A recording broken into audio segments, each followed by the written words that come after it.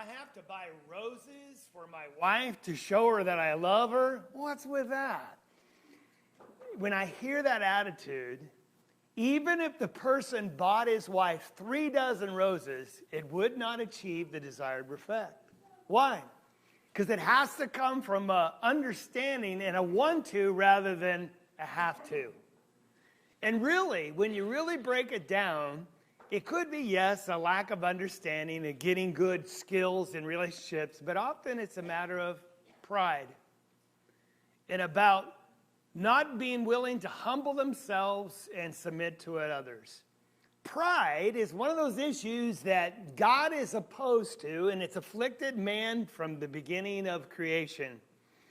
I can't help but think of Pharaoh when Moses came up to him and told him to let my people go, and Jehovah commanded it. Remember Pharaoh's response?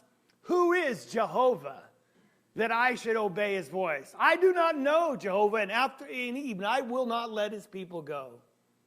Well, God introduced himself to Pharaoh, didn't he? And he learned very quickly, and he was humbled, and his pride was taken away. See, God's opposed to pride. Naaman was another example. He was a great commander in the Syrian army. And he heard there was a prophet that could heal people. See, Naaman was a leper. And so he comes to Elisha, and he wants to know what he can do. He's thinking that he could do some noble event, some odyssey, conquer something to earn his healing from leprosy. Naaman doesn't even leave the tent, but just sends a messenger out and says, go tell him to dip in the Jordan River 7 times. We read in the text in 2 Kings 5 that Naaman became furious. It was a pride issue. You didn't even come out and talk to me? And aren't there better and cleaner rivers in my own hometown? And you want me to dip in this filthy Jordan River? Finally, his servant talked him into it. He said, just humble yourselves and do what he says and see what happens. And it's after and only after he humbled himself enough to obey God that he was cleansed of his leprosy. And that leads us to Peter, the apostle of Jesus Christ, the one who was given the doors or the keys to the kingdom of heaven, whose name was changed from Simon to Peter, denoting that he would be a rock in the church. Peter had a pride issue too. And Peter writes about this in his older years in 1 Peter chapter 5, and I can't help but think he's writing about his life as a younger man. And we talked about it last week when we quoted the work of an eldership in chapter 5, verse 1 through 4. But there in verse 5, Peter exhorts his younger men of the church to submit themselves to their elders with all humility toward one another. For God is opposed to the proud, but he gives grace to the humble. He's opposed to it. It's something that God fights against because the proud person will not and cannot work with God. So God works against him. There are a few things that you'll find yourself at odds with God. That you're actually going to be on the opposite side and he will be treating you like an enemy. And pride is one of them. And that's why it's something we have to talk about because it will bring about our demise. Now, the reason I'm talking about pride is not because I think we have a pride issue here. Is I want us to make sure we understand we're loving God from the heart. And pride is often the thing that gets in the way, such as it was with Peter. Because Peter was a man that 3 times denied Jesus. We understand that account and remember it. And we want to look at that when he says God is opposed to the proud but gives grace to the humble, he learned that lesson the hard way, didn't he? Because he was a prideful man at one time in his youth. But he was humbled. And from that humility, he learned that God gives grace to those who are humble. And he learned how to maintain and nurture his relation with God. It was a position of humility and not pride. And that's really our lesson. God is opposed to the proud. But if you humble yourself, he will give you grace. Let's look at the boastfulness and broken life of Peter And then we'll look at the restored life as he finds hope when he humbles himself. But first of all, we'll just go through some of the texts that we're familiar with, and then we'll read John chapter 21 again. But remember when Jesus was introducing the conversation to his disciples that he's going to have to suffer and die on the cross? And then we find in Matthew chapter 20, for example, in verse 22, they were asking and arguing to sit at Jesus' right hand and left hand. And he says, you don't understand the cup that you're asking to drink, that I have to go through just to get there myself. And he says, you don't know what you're asking for. And are you able to drink the cup I'm about to drink? And here's their answer. They all said in unison, we are able. Is that pride or self-reliance? And then in Matthew 26, in verse 33, after Jesus telling them they're all going to desert me and deny me, Peter said to him, and you got to listen, even though all may fall away because of you, I will never fall away. Now notice the emphasis on the word I. He's about his own self-reliance and what he's going to do. And Jesus said to him, truly I say to you this very night before a rooster crows, you will deny me 3 times. And Peter said to him, even if I have to die with you, I will not deny you. And the disciples said the same thing too. Now, you have to hear what he's saying. Jesus said very clearly, before the rooster crows, you will deny me 3 times. Does Peter listen to the words of Jesus and submit to them? Or does he come back and say, no, that's not going to happen? He's in effect telling Jesus, you don't know what you're talking about. You don't understand who I am. Now, did he have this problem once before? In Matthew chapter 16, when Jesus asked the question, who do you say that I am? Peter said, I know who you are. You're the Christ, the Son of the living God. And Jesus said, that's right. And upon this fact, I'm going to build my church. I'm going to give you the keys of the kingdom of heaven. He goes on in that text in Matthew chapter 16 and goes on to tell him that the Son of Man has to be delivered over to the chief priests and the scribes, suffer many things, and be killed and raised on the 3rd day. Peter takes him aside and said, Lord, this will never happen to you. Now, that's a pride issue that he knows more than what Jesus knows. And he just got done saying, you're God and I'm a man. But I know more than you know. And what did Jesus have to do? Get behind me, Satan. Because you're setting your mind on the things of the world and not the things of God. See, Peter had this affliction, and I suggest we all have it to one degree or another, and our whole life is to submit to the Lord in humility so we can have the grace that we need to succeed. Because God is opposed to the proud. But we're not done there. Another occasion in Luke chapter 22 and verse 31, we get this additional information recorded for us by the mouth of Jesus, where he says, Simon, Simon, behold, Satan has demanded permission to sift you like wheat. That's a very interesting statement, that Satan had to get permission from God. But Satan knows that Peter is an instrumental tool in Christ's plan to preach the gospel to the whole world. In fact, he knows that Jesus is going to give him the keys to the kingdom of heaven.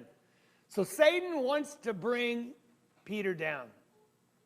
He wants to tear him up and turn him inside out and destroy his faith. But he had to get permission from God, and it sounds like God granted it. And Jesus goes on to say, but I have prayed for you. That's probably the sweetest words to hear from our master, that he is praying for you or praying for me. He said, I have prayed for you that your faith may not fail. And you, once you have turned again, that means he will turn away, that you will turn again and strengthen your brothers. But Peter said to him, Lord, with you I am ready to go with you even to prison to death. He does not listen. Even though Jesus has pulled the curtain back and revealed about conversations in heaven about what's happening in his life, he said, no, not happening to me. I'll stand. I'll even go to jail for you. In chapter 13 of the Gospel of John, where Jesus is talking about where he's going to a place and they can't follow, Peter comes back and says, Lord, why can't I follow you right now? I will lay down my life for you. Jesus answered, will you lay your life down for me? Truly I say to you, a rooster will not crow until you deny me 3 times. And finally, in Mark 14, the last text I'd share with you, when Jesus is promising Peter that he's going to deny him, Peter doesn't give up. Jesus said to him, verse 30, truly I say to you, this very night before the rooster crows, you yourself will deny me 3 times. But Peter kept insisting. He just wasn't going to let up. Said, nope, it's not going to happen. You can see that the little child in him just plugging his ears. No, I will die. I will not deny. He says, even if I have to die with you, I will not deny you. Now, we have to ask the question, and it's a fair question. What would you have had Peter say differently? Because if you have a pride problem, I'm suggesting, you're saying, well, he should have said something else. No, he needs to make statements of commitment, doesn't he? He needs to voice faithfulness. I will be faithful to you. So it's not so much the problem that he's promising faithfulness, but what we're hearing in is all this I. It's all about himself, what he's going to do, and he's not listening to Jesus himself. And he's closing his mind and not willing to humble himself to his Lord. And so what could he have said? Rather than being self-reliant, I'm going to do this. I don't care if anyone else will. I'll be faithful to you. Perhaps he could have said this, Lord, by God's grace and your strength, I will be faithful to you, and I'll even die with you. Is that a little more humble? Lord, I know that I'm a weak man. And I know that in a time of fearful events like this, that many men stronger than me have failed you. But by your grace and your strength, I'll stay faithful. That's my will. Now that's what God wants to hear from us. Yes, voices of commitment that I'll be faithful, but clothed with humility, that I'm not going to make it by my own accord and my own strength, because it's not going to happen. We're dealing with spiritual powers and the weakness of man that, well, no man's been able to conquer. And it took Jesus to conquer it ourselves for us. And so we know then that because of his unwillingness to listen to Jesus, that he ended up with a broken life. And so let us look at Matthew chapter 27. I want you to look there with me and read some of this event. And again, we're familiar with it, but you just have to understand it in the context we've just spoken. Matthew 26, beginning in verse 69. This account is written in the other Gospels, but we'll just pick this one. That Jesus has been led away after the event in the garden where Jesus is arrested. Peter cuts off a soldier's ear, and Jesus says, put your sword away. You don't know what you're doing. And Peter's confused, but he's following him from a distance. He's staying close enough to see what happens to Jesus, but not close enough to be identified with him. He's following him from a distance. And it's at this time that he gets perhaps a little too close or stays too long, and people recognize who he is. Verse 69, Peter was sitting outside in the courtyard, and a certain servant girl came to him and said, you too were with Jesus, the Galilean. He goes, oh, his cover's been blown. And he denied it before them all, saying, I don't know what you're talking about. In a little while, he gone out the gateway, and another servant girl. We're talking about maidens that are threatening. These girls in the community that in their society had a lesser position than anyone else. And yet he's intimidated just by the fact that this young girl, this servant girl, would identify him as being a disciple of Christ. Another girl saw him and said to those who were with him, "This man," pointing to Peter, "he was with Jesus of Nazareth." And again, he denied it with an oath. Now, you'll know that some of the other texts say that he swore with an oath or a curse. The word really means an oath. It's invoking the name of a higher power to swear that what you're saying is true. He didn't use bad language. He didn't curse it like we think of cursing. But he took an oath and he said, by the name perhaps of Jehovah himself, I do not know this man. Now, he didn't deny being a disciple. He denied even knowing him. You couldn't go farther in denial than that. In verse 73, a little later, the bystanders came up and said to Peter, "Surely you are two or one of them, for the way you talk gives you away." Then he began to curse and swear. That word swear in the original language is the idea of swearing like on a Bible. It's taking an oath. I do not know the man. And what happens immediately? The cock crows. Peter immediately remembers the words of Jesus. The ones he said to Jesus, "No, that's not going to happen. You don't know what you're talking about. Not me. Everyone else, not me. I'm your faithful follower." Immediately, he remembers the words of Jesus. "Before a cock crows, you'll deny me 3 times. And here's the words. He went out and wept bitterly. At this time, Peter is finally humbled. At this time, Peter is a broken man. When he says he wept bitterly, this is a weeping and a remorse and a sorrow that few people experience from the word that is used here. It's the lowest of times. It's very similar to Judas, who felt remorse, but he couldn't handle it because of his own self-righteousness. He hung himself But Peter was a different person. He did believe in who Jesus was, but he's still a broken man. And here's this open man crying and wailing about what he's done. He denied his Lord and his master. I was talking with Brandon and Katie said something, and I thought she said one thing, and she actually said another, but she said, growth is awkward. It's not what she said, but that's what I'm going to attribute it to her mouth because it's quite a statement. Growth is awkward. When you watch someone doing martial arts, at first when they start doing things, does it look awkward? Watching little William walk the first time, was that awkward? But is it necessary? And you have to fall on your face sometimes to learn how to walk. Spiritual growth is awkward. It's messy. There are those low times when we mess up miserably, but those are the times we learn the most. See, growth is awkward. It's messy. This is a messy, troubling time for Peter in his life. Now, we know what happens between this and the appearance we're going to read about in John chapter 20. But might as well just turn your Bibles there. Jesus is crucified on the cross. For 2 days, there's nothing. And then the reports come that Jesus has risen from the dead.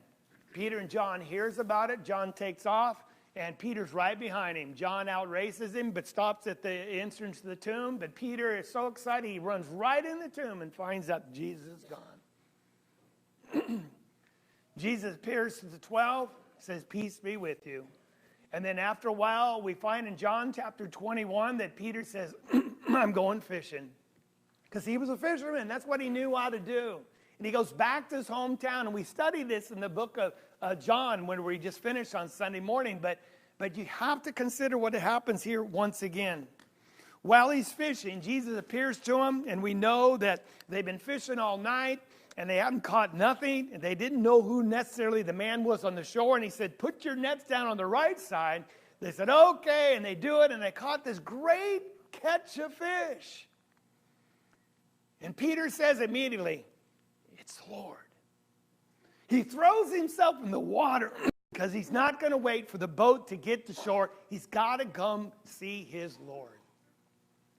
And it's this time that we have a restoration in its fullest sense of Christ's relationship with Peter. Because there's no recording of anything that Jesus said to him like, hey, why'd you deny me? I told you I was right. This is the only communication we have that even refer back to that event. But we're going to see a humble man getting grace. And it's interesting because Jesus, not one time in this occasion does he condemn them, or Peter. He doesn't judge him. And in fact, he doesn't even bring up the denial itself. But obviously, he refers to it. So we find in our text, in verse 15, when they had finished breakfast, Jesus said to Simon Peter, son of John, do you love me? Simon Peter, Simon, son of John, do you love me more than these? And Peter said to him, yes, Lord, you know that I love you. And he said to him, tend my sheep. And then a little while later, said to him a second time, Simon, son of John, do you love me? Now, he uses the word for agape, the highest form of love, and Peter comes back and says, yes, Lord, you know I love you. He used the word phileo. It's a more brotherly love. And he said, well, shepherd my sheep. Now, the third time is when Peter is just grieved because Jesus asked him the third time, paralleling the 3 times that he denied him. It's obvious, the relationship here. So he said to him the third time in verse 17, Simon, son of John, do you love me? And he uses the word phileo, the same answer that Peter's been given. And it says in our text, Peter was grieved because the Lord had said to him the third time, do you love me? And he said to him, Lord, you know all things. You know I love you. And he said, feed my sheep. Now I want you to see the connection. Did Jesus try to tell Peter at one time, I know all things, you're going to deny me? I know Satan has tried to sift you. He's going to sift you. It's going to be hard, and I'm praying for you that you don't fall altogether. And Peter was not listening to the words of Jesus, was he? He was not listening to what the Lord knew to be true, being God. He said, no, Lord, that's not going to happen. You don't know what you're talking about. In his pridefulness, he was not willing to submit to what Jesus said to prepare himself. He's a changed man now, isn't he? Is there a humility here now that we see after he's broken? That he, with Jesus there, he says, Lord, you know all things. I want you to think about those words. He doesn't say, yeah, I love you. And I'll stay faithful to you. No, he says, Lord, you know all things. Lord, you know my heart. You know, deep down in there, I blew it. I was scared. I was tempted. And I let you down. But you know, way down there, I love you. You know it. And he said it 3 times. You know all things. And that's why he's grieved, because he knows the Lord knows. Because he's learned that lesson. When the Lord says something, it's true, and it does do no good to argue with him. Because he knows. And Peter knows that he knows. But he knows that the Lord is making a point by asking him 3 times. The second thing we learn is Jesus says, I don't want obedience just for obedience sake. I don't want statements of faithfulness just for faithfulness sake. I don't want people swearing allegiance for pride's sake, because I'm not going to be like others. I'm going to rise above. I want love. I want you to love me more than anything. I want you to love me with all your heart, all your mind, all your strength, your very being. Because when you love me, then I know you're going to obey me. Then I know you're going to listen to me. Then I know you're going to do what I ask unquestionably, because you know that I know all things. There won't be any more arguments. Why do I have to do this? There won't be none of that. And And that's what Jesus is looking for. Not just giving someone roses because you're trying to prove to them you love them, but you're doing it from your heart. And if it's not roses, it's something else because you love that person more than anything. And I know my challenges in my life as a Christian is because I didn't love Jesus enough. Or I love things on this earth more than I loved him. And that's why Jesus asks the question, do you love me more than these? Do you love me more than anybody or anything? And if you do, I know you'll follow me. And that kind of humility, I'll grace and I'll bless. And he did with Peter. He preached the gospel and 3,000 souls came to the Lord the very first day as he opened the doors of the kingdom. Again, 4,000 on the second day. Peter was imprisoned. He said powerful things when they were told under the threat of beating, imprisonment, and even death. He says, we must obey God rather than men. He became a strong, faithful person. And after they flogged him, they went on their way, it says in the text, rejoicing, considering themselves worthy to be suffered for the name of Christ. See, Peter humbled himself, said, I'll take your beatings, Lord. And then the Lord wasn't done with him. We see in Acts chapter 10 that he goes to Cornelius' house and he gets to open the door of the kingdom to Gentiles, a thing that was just boggled people's mind. And Cornelius, when he came to him, he fell down at Peter's feet and worshiped him. Peter learned this lesson, though. He said, get up, because I'm just a man. You don't worship me. You worship Jesus Christ. You worship God. But the Lord graced him in chapter 12. He's called into this house where this lady named Tabitha is dead. How do you raise a dead man? What are you going to do? But God graced him and gave him the power to raise someone even from the dead. See, Peter learned this lesson. God's opposed to the proud. He'll work against you and bring you down because growth is awkward. It's ugly. But those are the rare opportunities in our life that we can rebuild ourselves, be born again, and start afresh and reconnect with God. It's those rare moments where you face life and death that you humble yourself and you cry to your Lord because you know the power is not within you. And that's when God will raise you up. And that's what happens here, as we see in this text 3 times. A lot of people say, well, the Lord knows that I love him. No, you don't. No, you don't. Because if you loved him, you would obey him. That's just easy, isn't it? And this is so helpful that in my younger years when I decided, do I want to go to service this morning or not? We all have struggled with that, haven't we? Let's be honest. And really the bottom line, the reason I don't want to go is because I'm honoring myself more than the Lord. Because I want to stay in bed or I want to do something different and it's more about me and it's a pride issue, isn't it? And if we understand that when we choose to stay away, we're saying to the Lord, I'm more important than you. Now, I say this to you, you're all here, so we're talking to the choir. But that same principle applies to everything the Lord asks us to do. I do it willingly because he knows all things. And I'm going to submit because I love him more than anything. Do you love Jesus? I didn't ask if you believe in him. I didn't ask if you trust him. Do you love him for what he did for you, that it has humbled you so much out of gratitude, no matter what he asks? I'm there for you, Lord. I'll serve others as you have served me. I know there's people, I've had a wife tell me that I cannot confront my husband's pornography because I don't want to blow up our relationship. That woman loves her husband more than she loves the Lord. And actually, she loves her husband not enough because if she understood that his soul is at stake, she would love him enough to expose it, wouldn't she? See, everything in life is a matter of passion. Who we have the passion for. Is it life on this earth, ourselves, or is it for Jesus Christ? Let me end with this amazing incident happened 2 weeks ago, Saturday, January 13th. You probably heard about that false alarm in Hawaii.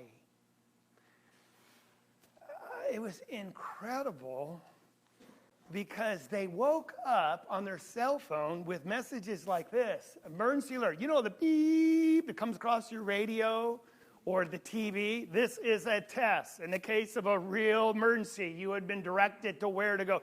This is what it said. Ballistic missile threat inbound to Hawaii. Seek immediate shelter. This is not a drill. If this did not wake you up and put fear into you, I don't know what would. And so when you wake up on your cell phone, this is what pictures of people's actual cell phones. It was on the TV. It was on the radio. This is not a drill. Seek immediate shelter. Missile inbound. Now, if it's coming, how much time do you have? Now, yes, it was a false alarm. But for the people in Hawaii, did they believe it to be true? Their life is over as they know it, if they cannot get away or find some type of protection. And so I was most interested in how they responded to this event. What was going through their minds? What were they thinking of? This is that rare moment. It's awkward. It's terrible. Where you get to look at the bigger picture of life, what's important, and who should I love most?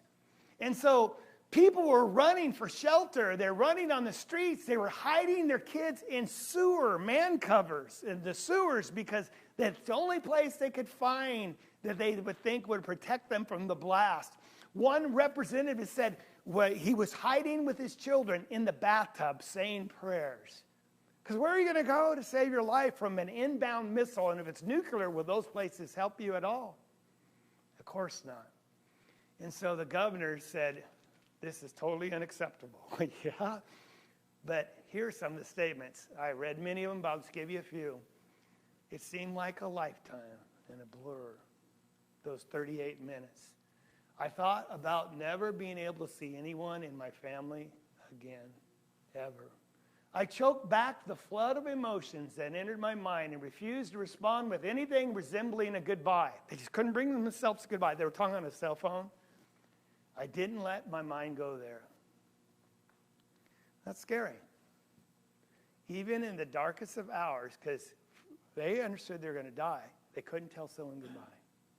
They couldn't bring themselves to do it. But was it goodbye? As far as they knew? Absolutely. We fully felt like we were going to die. I drove to try to get my kids, even though I knew I probably wouldn't make it. This is a mother trying to find her kids. And I finally was fully visualizing what was happening while I was on the road. It was awful. And one lady said, or a person, this can't be real. This can't be real. See, emotionally, they believed the message as true, so they all thought they were going to die. Now, afterwards, there were feelings of relief, but they were also of anger. Can you imagine the anger? It was just someone pushed the wrong button. I'd be most curious, though, and this is why I'm bringing it up, has this changed anyone's life? Because they faced death right then, didn't they? And they were literally given a second chance. Did it change their life and their perspective about what is important and what to chase after? Did it make them think about heaven or hell or life after death in the least? Or was this just an event that just is on the calendar and they just keep moving on? Peter had one of those moments when he denied Christ and the cock crowed. And he looked at Jesus, and Jesus looked at him, and he knew he was a broken man. It's a rare opportunity when things happen in your life to reduce you to nothing so that you can look up rather than look down and say, Jesus, save me.